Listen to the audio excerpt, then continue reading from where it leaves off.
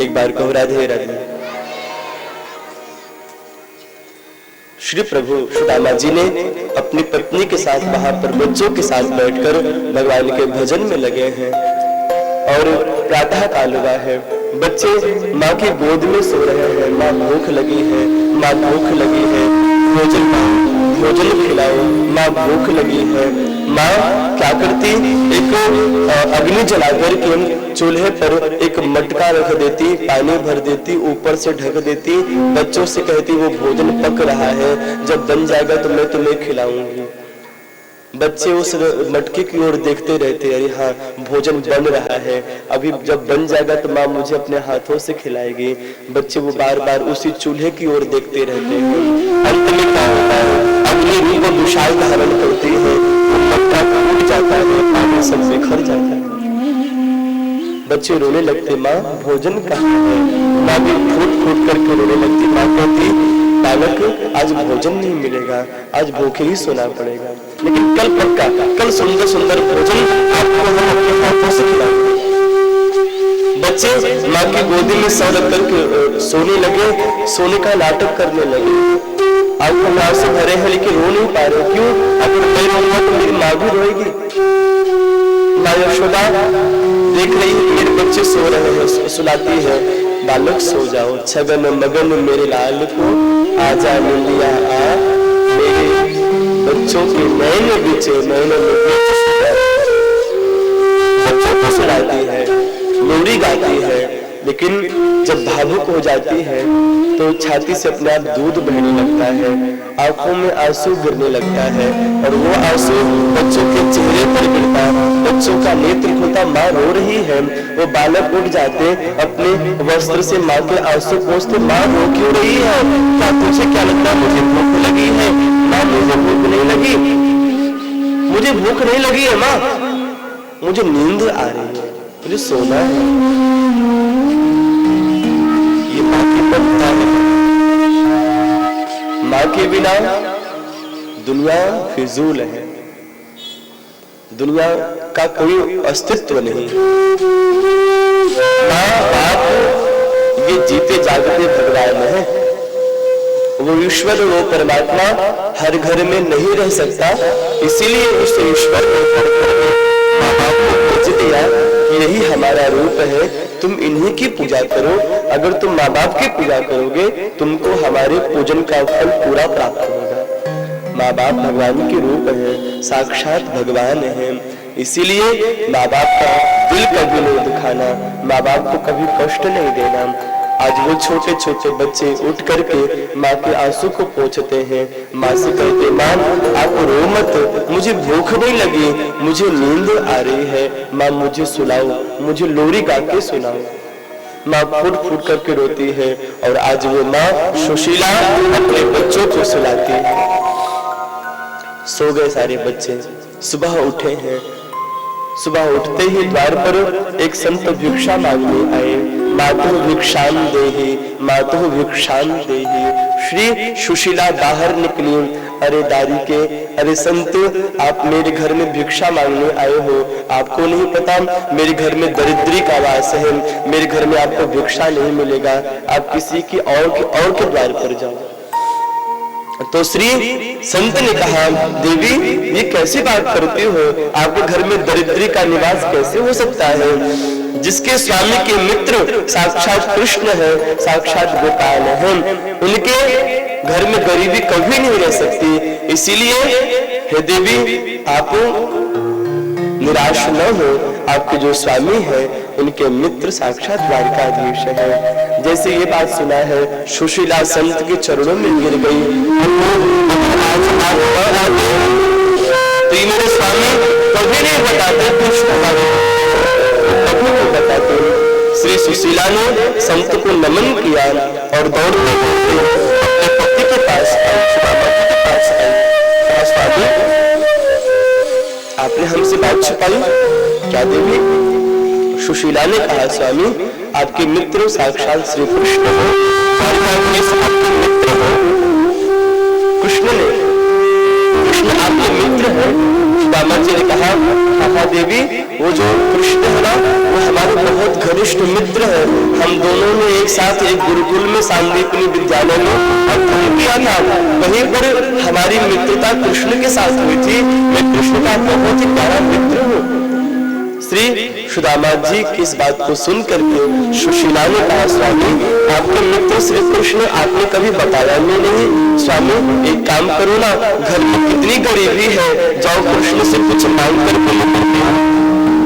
अपने घर में कितनी गरीबी है, कितनी दरिद्रता है, जाओ गोपाल से कुछ मांग करके लेकर के आओ। सुदामा जी ने कहा, देवी, सारा जीवन बीत गया, मैंने कृष्ण से कभी कुछ मांगा नहीं, तो आज भी मैं कृष्ण के सामने कुछ मांगने नहीं जाऊंगा। सुशीला बहुत बुद्धिमान थी। सुशीला ने कहा, स्वामी, आपको कुछ मांगने मत जाओ, दर्शन करने चले जाओ। अयम ही परमो लाभो उत्तम श्लोक चिंतनम।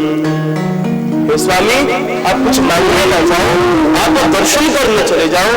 दर्शन करने जाओगे, सब कुछ प्राप्त हो जाएगा। उनकी कृपा में कोई कमी तो नहीं, पात्रता में हमारी कमी रह गई। भगवान की कृपा में कभी कोई कमी नहीं होती, कमी तो हमारे अंदर, आपके अंदर है। वो पात्रता नहीं है, इसलिए ये कृपा समा भी नहीं पाती। अपने अंदर वो पात्रता लाओ कि प्रभु कृपा करे और आपके पात्र में भर जाए। इनकी कृपा में कोई कमी तो नहीं, पात्रता में हमारी कमी रह गई। इनकी क्षमता में कोई कमी तो नहीं, योग्यता में हमारी कमी रह गई। इनकी ममता में कोई कमी तो नहीं, पुत्रता में हमारी कमी रह गई। हमने एक संतान का दायित्व पूरा नहीं किया। हम सब प्रभु के संतान हैं, हमने उस दायित्व को नहीं पूरा किया, इसलिए परेशान रहते हैं। आप प्रभु के दायित्व को पूरा करो, अपने कर्तव्य को पूरा करो, कभी उदास, निराश, परेशान नहीं रहोगे। श्री सुदामा जी ने कहा, देवी, हाँ ये ठीक है, मैं कृष्ण से कुछ मांगने नहीं जाऊंगा, लेकिन दर्शन करने जा रहा हूँ। स्वामी, खाली हाथ जाओगे? खाली हाथ मत जाओ, एक काम करो, रुको मैं कुछ देती हूँ। सुशीला आज पहली बार घर से बाहर गई है, 4 मुट्ठी चावल को लेकर के आई है। या चित्वा चतुरो मुष्टि पृथक पृथक तंडुला। पहली बार घर से बाहर गई और घर से बाहर जाकर के 4 मुट्ठी चावल को मांग करके लेकर के आई। कहा, स्वामी इसे ले जाओ। सुशीला ने एक घर से 4 मुट्ठी चावल को नहीं लिया, बल्कि अलग अलग घरों में जाकर के 4 मुट्ठी चावल को मांगा है। एक घर से 1 मुट्ठी चावल, दूसरे घर से 2 मुट्ठी चावल, ऐसे करके। अगर वो चाहती तो एक घर से ही 4 मुट्ठी चावल को ले लेती, लेकिन नहीं लिया। सबके घर में अलग अलग चावल होते। अगर एक गांव में 100 घर है, तो 100 घरों में कम से कम 50 घर में आपको अलग अलग चावल मिलेंगे। सभी के घर में एक से चावल नहीं होते। आपके घर में कोई और चावल होगा, पड़ोसी वाले के यहाँ पर उससे भी लंबा चावल होगा। सभी के यहाँ पर चावल की जो वैरायटी है अलग अलग होती है। महाराज एक बार कहो, राधे राधे। सुशीला ने चावल के माध्यम से अपनी गरीबी दिखाई। कृष्ण, ये चावल किसी एक घर का नहीं, बल्कि ये चावल अलग अलग घरों से मांगा गया है। 4 मुट्ठी चावल को लिया और उसमें एक पत्र लिखा, 1 मास 2 पाख में हो, कृष्ण तेरे भाभी के दर नित्य एकादशी हो। तो कृष्ण, 1 मास 2 पक्ष में 2 एकादशी आती है, लेकिन मेरे यहाँ पर रोज एकादशी बनती है, रोज सब भूखे रहते हैं। कृष्ण कृपा करो। आज सुदामा जी उस 4 मुट्ठी चावल को लेकर काख में दबाकर चल पड़े हैं कृष्ण की ओर। सुबह निकले हैं, शाम हो गई, पैरों में छाले पड़ गए, उसके बाद भी चले जा रहे हैं, चले जा रहे हैं। पैरों में छाले पड़ गए। आज उन छालों को भी दर्द होने लगा, मानो वो छाले भी सुदामा जी से पूछना चाहते हैं। रास्ते भर यूं रो रो करके पूछा पाँव के छालों ने, रास्ते भर यूं रो रो करके पूछा पाँव के छालों में मंजिल कितनी दूर बसा ली दिल में रहने वालों ने, मंजिल कितनी दूर बसा ली दिल में रहने वालों ने। मानो उन छालों ने भी पूछा, अरे सुदामा तू किसके लिए जा रहा है इतनी दूर, कौन है तेरा मंजिल कहाँ पर है। सुदामा जी जमुना पार करके एक वृक्ष के नीचे बैठ गए, थकान लग गई थी, वहीं पर नींद आ गई, सो गए। लेकिन प्रभु को आहट लग गई कि मेरा भक्त, मेरा मित्र हमसे मिलने आ रहा है। तो श्री प्रभु ने योग माया को आदेश दिया और कहा, हे योग माया जाओ, मेरा मित्र आया है, वो सो रहा है, उसको लेकर के द्वारिका में आकर के रखो। उसी क्षण योग माया ने प्रभु को नमन किया, जंगल में आई है, सोते हुए श्री सुदामा जी को अपने गोद में लेकर के ला करके द्वारिका में रख दिया है। जैसे प्रातःकाल हुआ है, सूर्य प्रकट हुआ, श्री सुदामा जी का नेत्र खुला है, क्या देखते हो, सामने सुंदर सा महल खड़ा हुआ है। सुदामा जी ने सोचा, मैं तो एक जंगल में सोया था, मैं महल में कहां से आ गया। लोगों से पूछा, भैया हम कहां पर हैं। सब ने कहा कि आप द्वारिकापुरी में हैं। सुदामा जी प्रसन्न हो गए, समझ गए कि हाँ ये सब कृष्ण की ही कृपा है। सुदामा जी ने सबसे पूछा, भैया यहाँ पर कृष्ण कहाँ रहते हैं, कृपा करके मुझे बताओ। सबने कहा, भैया सामने जो महल है उस महल का मालिक ही कृष्ण है। सुदामा जी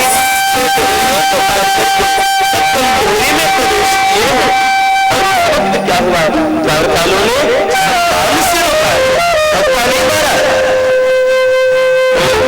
गाना में गाते हुए द्वारपालों ने श्री प्रभु के भक्त को मित्र को फटकार लगाई, अरे कहां जाता है। लेकिन भगवान के द्वारपाल इतने असभ्य नहीं हो सकते महाराज कि द्वार में आए हुए किसी ब्राह्मण का अपमान करें। वो ऋषि महात्मा ही द्वारपाल बनकर के खड़े हैं। द्वारपालों ने सम्मान से ब्राह्मण को रोका है, ब्राह्मण देव आप कौन है, किनसे आपको मिलना है। तो प्रभु सुदामा जी ने कहा, हे द्वारपाल जाकर के कृष्ण से कह दो कि उनका मित्र सुदामा उनसे मिलने आया है, मैं कृष्ण का मित्र हूँ। जैसे ये बात सुनी है द्वारपाल चकित हो गया, अरे मैंने राजा को देखा है, राजा का मित्र ये भिखारी भी हो सकता है, मैंने कभी सोचा ही नहीं था। द्वारपाल कृष्ण के पास आए, कृष्ण द्वारिकाधीश आपके द्वार पर बड़े बड़े राजा महाराजा आते हैं, वो आपको अपना मित्र बताते हैं। मुझे अच्छा लगता है कि राजा का मित्र राजा है, लेकिन आज ऐसा भिखारी ब्राह्मण द्वार पर आया है जिसके शरीर में न कोई वस्त्र है, फटे पुराने वस्त्र है और उसके चरण में पादुका भी नहीं है, सिर में पगड़ी भी नहीं है, लेकिन हे प्रभु उसके चेहरे पर भक्ति का तेज है और प्रभु वो अपना नाम सुदामा बता रहा है। जैसे अपने मित्र का नाम सुना, प्रभु की आंखों में आंसू आ गए, मेरा मित्र आया है, मेरा मित्र सुदामा हमसे मिलने आया है। प्रभु सिंहासन से बगल में रुक्मणी थी, रुक्मणी ने सोचा, अरे आज तक कभी धक्का नहीं मारा, ऐसे कौन सा उनका मित्र आ चुका जिसके कारण से आज धक्का मार रहे हैं। माता रुक्मणी बगल हो गई, कृष्ण दौड़ते दौड़ते द्वार के बाहर गए हैं। सुदामा ने कृष्ण कन्हैया को देखा, अरे कन्हैया, हाँ सुदामा कन्हैया कन्हैया कह करके सुदामा जी ने कन्हैया को सुदामा को अपने गले से चपलाया है। देवताओं ने पुष्पों की दृष्टि करी,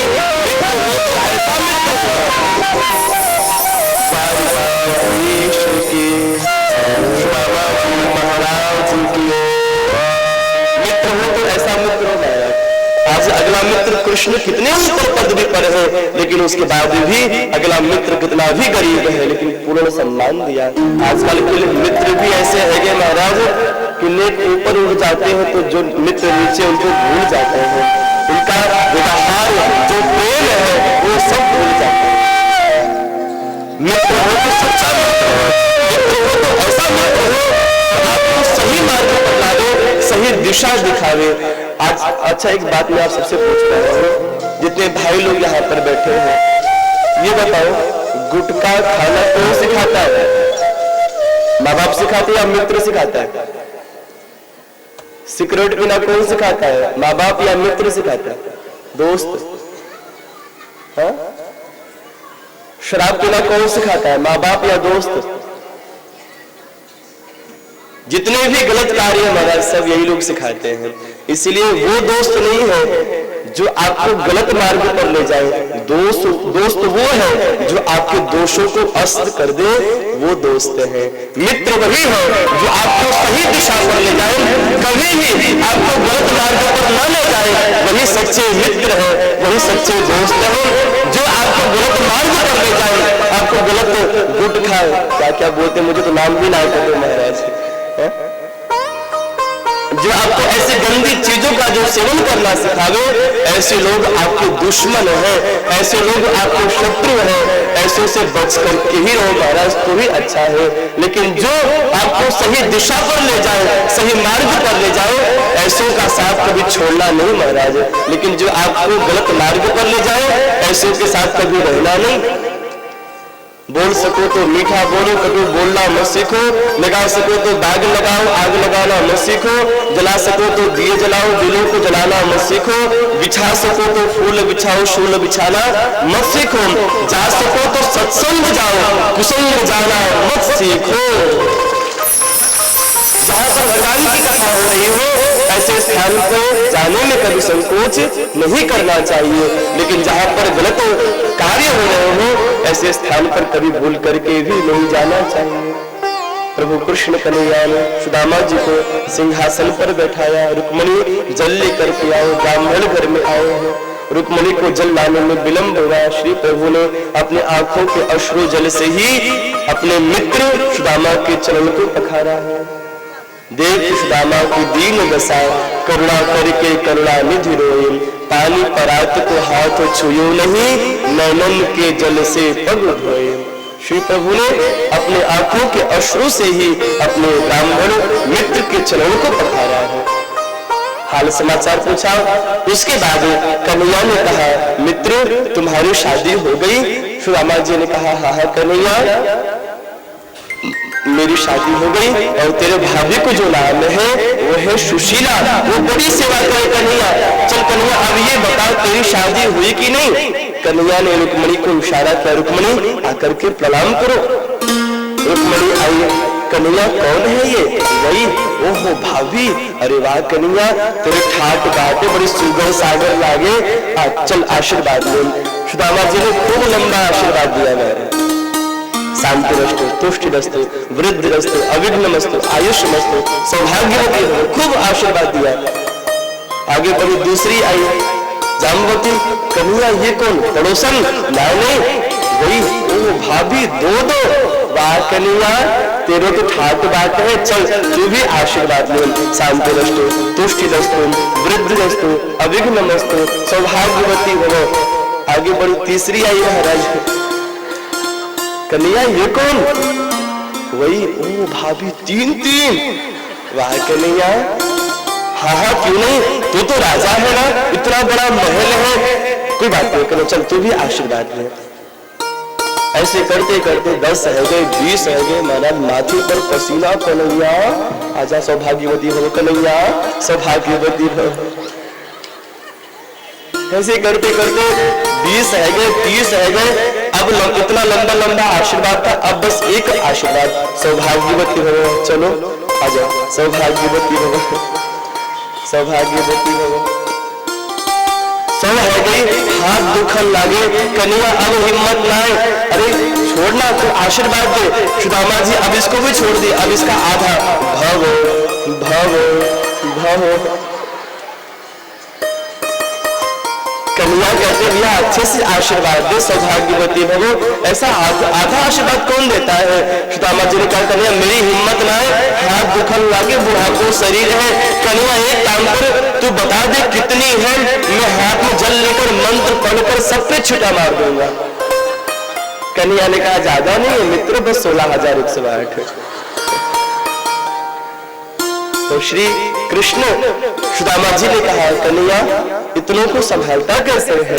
तो श्री कृष्ण कन्हैया ने कहा, मित्र तू भूल गया, तू नर है और मैं नारायण हूँ, मेरे लिए कोई भी कार्य असंभव नहीं है। एक बात मैं आपको बताऊं, जो 16,108 जो राजकन्या है, ये कोई कन्या नहीं बल्कि हमारे सनातन धर्म में 16,108 ग्रंथ हैं और इन्हीं ग्रंथों को भगवान ने स्वीकार किया है। ये 16,108 ग्रंथ हैं हमारे सनातन संस्कृति के, जिनको प्रभु ने जिनकी रक्षा करी है। एक बार कहे राधे राधे और उसके बाद कन्हैया ने कहा, मित्र खाली हाथ आया है, कुछ लेकर के आया कि नहीं? अब सुदामा जी को अपनी पोटली की याद आई। कन्हैया समझ गए कि हमसे कुछ छुपा रहा है और आज श्री कृष्ण कन्हैया ने झटके से हाथ को आगे बढ़ाया, पोटली को अपनी ओर खींचा। जैसे ही पोटली खोला है, टूटे फूटे चावल देखे हैं, आंखों में आंसू आ गए। अरे मन ही मन बात किया, अरे मेरे मित्र के यहाँ पर इतनी गरीबी। पत्र देखा है, पत्र में लिखा था, 1 मास 2 पाख में 2 एकादश होए, भाभी तेरे कृष्ण तेरे भाभी के दर नित्य एकादशी हो। जैसे ये पत्र पढ़ा है, भगवान मन ही मन रोने लगे। लेकिन प्रभु ने कहा, भाभी अब चिंता मत करो। प्रभु ने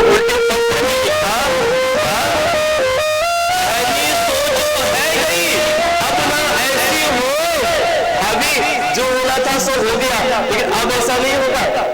है नहीं सोचो है गई, अब ना ऐसी हो, अभी तेरे प्यार पर नित्य द्वादशी हो। अभी आज के बाद आपके घर में कभी एकादशी नहीं आएगी, आपके घर पर रोज द्वादशी बनोगे, रोज 56 भोग खाओगे। प्रभु ने मन आशीर्वाद दिया, टूटे फूटे चावल देखे। प्रभु ने कहा, मेरे मित्र के हाथ पर इतनी गरीबी है। प्रभु ने क्या किया, हाथ में पहली मुट्ठी चावल को लिया, मुख में पान किया और कहा कि मित्र, मन ही मन संकल्प कर दिया, मित्र जाओ तुम्हें मैं 1 लोक की संपत्ति दान में देता हूँ। दूसरी मुट्ठी चावल हाथ में लेकर भगवान ग्रहण करने लगे। प्रभु ने मन ही मन कहा, मित्र 2 लोक की संपत्ति मैं तुम्हारे नाम कर देता हूँ। जैसे तीसरी मुट्ठी चावल को भगवान ग्रहण करना चाहा, बगल में माता रुक्मिणी ने हाथ को पकड़ लिया, स्वामी एक रंग को आपने राजा बना दिया, आप राजा से रंग को प्रभु ऐसा मत करो।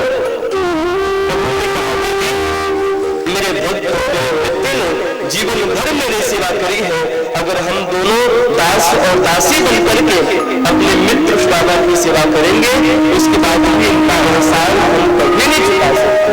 मेरे भक्त ने जीवन पर्यंत मेरी सेवा करी है। आज प्रभु ने अपने मित्र पर कृपा करी। प्रातः काल होने से पहले भगवान ने मित्र से अब तो वो जाना चाहिए। और आज श्री सुदामा जी ने प्रभु को गले लगा करके वहां से अपने गांव की ओर प्रस्थान किए। ऐसे गांव की ओर प्रस्थान किए, क्या देखा, जहां पर पहले एक झोपड़ी थी, जिस झोपड़ी में कृष्ण के भक्त मित्र रहा करते थे सुदामा, जिस झोपड़ी के स्थान पर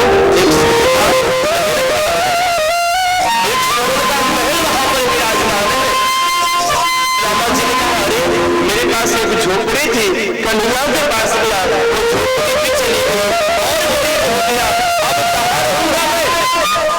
उसी वक्त क्या देखा, उस सोने के महल के छत के ऊपर से सुशीला ने अपने स्वामी को देखा, दौड़ते दौड़ते नीचे आई, सोने के पानी में पुष्प दीपक लेकर के आई, सुदामा जी के सामने खड़े हो गई। सुशीला ने कहा, स्वामी आपको मैं नमन करती हूँ। सुदामा जी ने कहा, आप कौन हैं? सुशीला ने कहा, स्वामी आपके धर्मपत्नी। सुदामा जी ने कहा, इतने ठाट बाट, ये सुंदर सुंदर साड़ी, ये कहां से मिले, ये सोने का महल कहां से मिला? कृष्ण के पास गया था, मुझे छोटी कौड़ी भी नहीं मिली, मुझे बैठे बैठे सब कुछ प्राप्त हो गया। ये सब भगवान की लीला है। सुदामा ने कहा, देवी तुम्हें धन की आवश्यकता थी, तुम्हें धन प्राप्त हो गया, मुझे कृष्ण की आवश्यकता थी, मुझे कृष्ण प्राप्त हो। हमारे पास लक्ष्मी नारायण मंडल जी जिन्होंने मुझे एक पुस्तक भेंट करी थी, शायद यहाँ पर उपस्थित होंगे वो, उन्होंने अपनी पुस्तक में लिखी है, आप एक बार जोरदार ताली का नाद करके इनका अभिनंदन करें। श्री लक्ष्मी नारायण जी, इन्होंने एक सुंदर पुस्तक की रचना करी है, श्री राम वनवास। इस ग्रंथ में बैठ जाइए, इस ग्रंथ में इन्होंने भक्ति की महिमा लिखी है। कल रात में मैं इस ग्रंथ को पढ़ रहा था। इस ग्रंथ में लिखा, भक्ति सर्वोपरि, भक्ति के बिना नर को जीना भी व्यर्थ है, भक्ति के बिना इंसान को श्वास लेना भी व्यर्थ है, बिना भक्ति के, बिना प्रभु के नाम के जीव का जीवन भी व्यर्थ है। एक बार कहो राधे राधे। सुशीला रोने लगी। सुशीला ने कहा, स्वामी अगर आप मेरे साथ इस महल में रहोगे तभी मैं रहूंगी। उसी वक्त क्या हुआ, सुशीला रोने लगी और रो करके सुशीला ने प्रभु को याद किया और कहा कि हे प्रभु, अगर ये सच में आपका दिया हुआ है तो आप एक काम करें, आप यहाँ पर प्रकट होकर के आप इनको विश्वास दिलाए कि हे प्रभु ये सब आपका ही दिया हुआ है। उसी वक्त क्या हुआ, श्री प्रभु गरुड़ पर बैठ करके सुदामा जी के महल के सामने प्रभु ने कहा, सुदामा ये सब हमारा ही दिया हुआ है, आप एक काम करो, ये सब मेरा दिया हुआ प्रसाद है, आप इस घर में इस महल में रह करके आप मेरी भक्ति करो और मैं आपको वरदान देता हूँ, इस स्वर्ण के महल में रहने के बाद भी आपके मन में कभी अहम भाव नहीं आएगा, कभी अहंकार नहीं आएगा और आप मुझे भूल भी नहीं पाएंगे। अंतर ध्यान में देवताओं ने पुष्पों की वृष्टि करके नमन किया। श्री द्वारिकाधीश भगवान की जय हो, दीनानाथ भगवान की जय हो। आज श्री प्रभु ने ऐसे करके अपने भक्त सुदामा पर कृपा करी है। एक बार कहे राधे राधे और जोर से कहे। ये प्रभु के नाम की शक्ति है, राधा के नाम की शक्ति है। जो प्रभु के नाम को लेता है, प्रभु का भजन करता है, उसके ऊपर तो राधा रानी की कृपा तो होना ही होना है। और हमारी जो श्री राधा रानी है, उनका जो नाम है एक मिश्री से भी मीठा ज्यादा है।